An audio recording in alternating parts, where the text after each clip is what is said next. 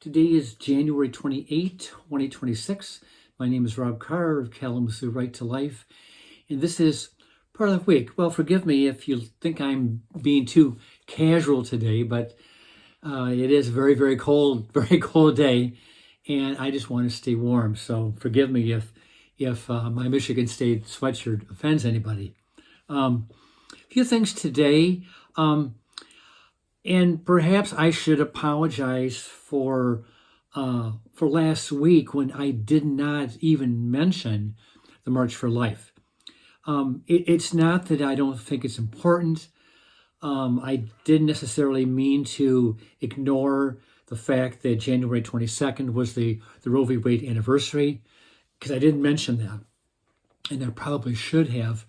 But I guess it's just my own frame of reference that since the Dems decision that overturned Roe, I personally don't see as much of a significance of the Roe decision. I don't want to belittle or criticize the March for Life. I still think the march is valid, and I have no problem that it's on the Roe anniversary date. That's great. I think it's great. And there were 100,000 people there again this year, as in many, many previous years. So forgive me for not mentioning the March for Life last week. But speaking of the march, like I said, about 100,000 people were there. Speaking for the second year in a row was J.D. Vance, our vice president. And he highlighted progress since Dobbs, including the end of taxpayer funding for abortion under the previous administration, the expansion of the Mexico City policy, which blocks U.S. funding for international organizations that perform or promote abortion on demand internationally. Quote, this is Vance, quote, under Joe Biden, it was the policy of the U.S. To export abortion and radical gender ideology all around the world. We believe that every country in the world has the duty to protect life and that it's our job to promote families and human flourishing. He drew historical contrasts to underscore the pro-life message. Quote, in the ancient pagan world, discarding children was routine. From the skeletons in brothels to child sacrifice of the Mayans, the mark of barbarism is that we treat babies like inconveniences to be discarded rather than the blessings to cherish that they are, he said. Vance framed the march as a civilizational choice. That's kind of an interesting word. Quote, the March for Life is about whether we remain a civilization under God or we return to the paganism that dominated the past. Boy, isn't that true? The far left in this country tells our young people that marriage and children are obstacles. We know that's a lie, he said. Vance emphasized family and life-affirming values, noting that he and his wife, Usha, are expecting their fourth child. Vance joked about practicing family values and praised the crowd's energy, including families with children. And then here's another quote of Vance's. Let the record show that you have a vice president that practices what he preaches. He said, we know it's a lie. We know life is a gift. Babies are precious because we know them and we love them and we see the way they transform our families. Okay. So that's Vance, and I think Majority Leader Thune was there, among other prominent politicians. It's a great event, and it's been a while since I've been to the March for Life, but I have been there, and it is a very worthwhile event.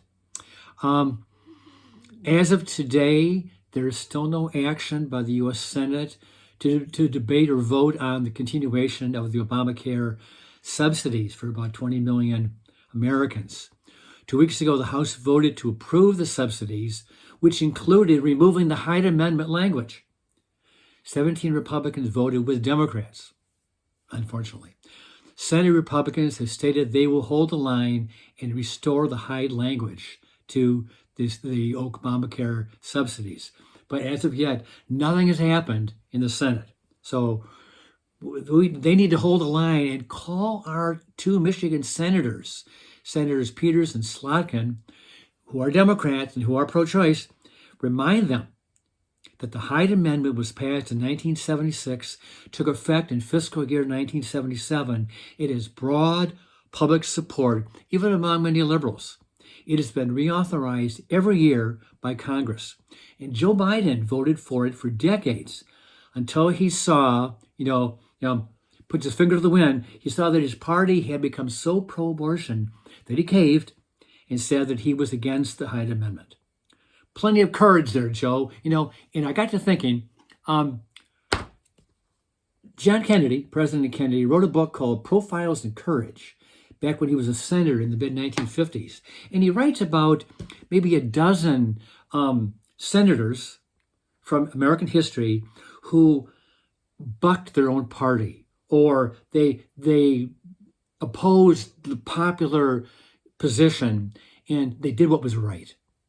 And it took great courage on their part to stand up against whether it was a president of their own party or other members of their party in the Senate, but they had the moral courage to say, no, what you're doing is wrong.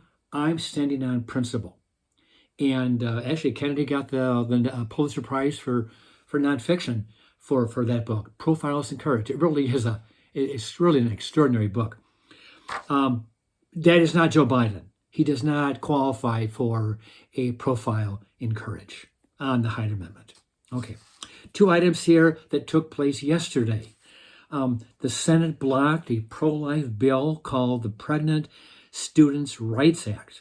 It would require colleges to provide resources and accommodations to pregnant students. The vote was basically along party lines, 46 yes, 45 no.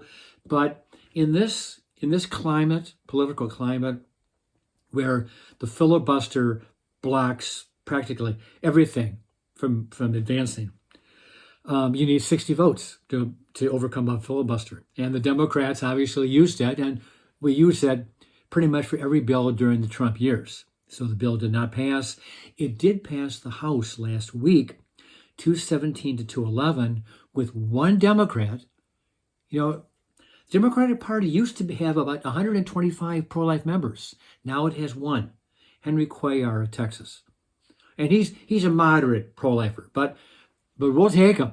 I mean, he's better than the other 211 who are diametrically opposed to any pro-life piece of legislation. And unfortunately, tragically, the Democratic Party has completely abandoned the unborn child. Okay, last item yesterday. This is not good news. The Department of Justice, the Trump Department of Justice, asked a federal judge to deny relief in a court case involving the state of Louisiana over mail order of the abortion drug mifepristone. Basically, it's the Biden era policy that the Trump DOJ is wanting to be reinstated. The Biden era policy. The Trump DOJ is claiming that both the state of Louisiana and a survivor of the abortion drug violence lack standing and are not suffering from the FDA policy of allowing abortion drugs to be sent through the mail. So that's a developing story. So both of those last 2 items are developing stories. So we'll see how that all plays out. But the abortion pill is still in the crosshairs of pro-lifers and pro-lifers in Congress. So we see how this all plays out.